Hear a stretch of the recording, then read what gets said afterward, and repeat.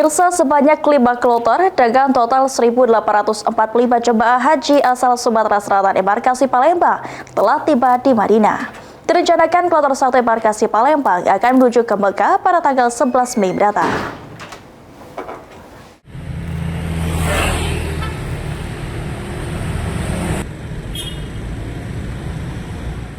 Embarkasi Palembang telah memberangkatkan 5 kloter jemaah haji CCH dengan total 1.845 orang terdiri dari jemaah asal Palembang, Ogan Komering Ulu Timur, dan Ogan Komering Ilir.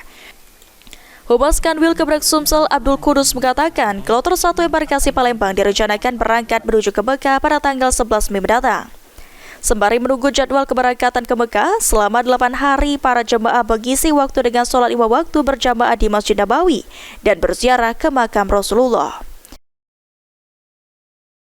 Jadi untuk jamaah haji Indonesia itu yang akan mulai bergerak ke Makkah itu pada tanggal 10 Mei besok ya. Besok 10 Mei. Jadi itu mungkin jamaah kloter 1 yang secara nasional yang berangkat pertama itu mulai bergerak ke Mekah tanggal 10 Mei. Sedangkan jamaah kita, jamaah Provinsi Sumatera Selatan, embarkasi Palembang itu kan berangkatnya tanggal 3 Mei.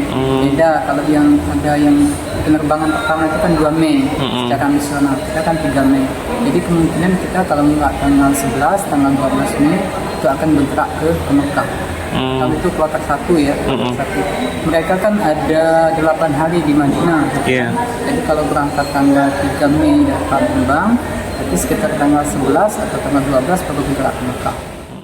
Jemaah diimbau untuk selalu menjaga kesehatan dengan banyak minum air putih, menggunakan kacamata dan alas kaki lantaran cuaca panas ekstrim sedang terjadi di Arab Saudi. Hafidz Zainul, PAL TV.